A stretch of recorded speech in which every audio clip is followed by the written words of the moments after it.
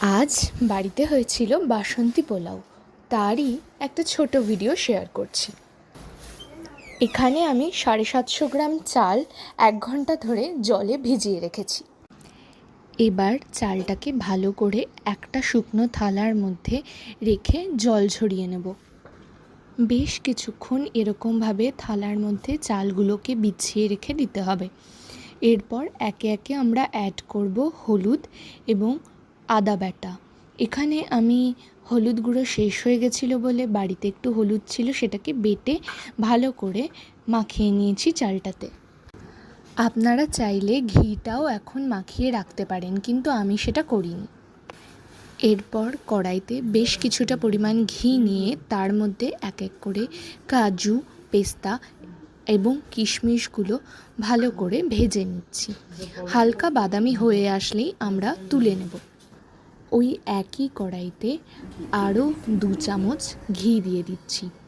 এরপর এক এক করে ফোড়নের জন্য দিয়ে দিচ্ছি তেজপাতা এবং গোটা গরম মশলা। এবার জল ঝরিয়ে রাখা চালটা কড়াইয়ে দিয়ে দেব। কড়াইয়ে গোবিন্দভোগ চালটা দিয়ে দেওয়ার পর বেশ কিছুক্ষণ ধরে নাড়াচাড়া করব।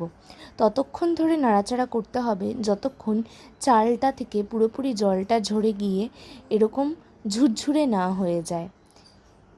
এরপর দিয়ে দেব স্বাদমতো লবণ।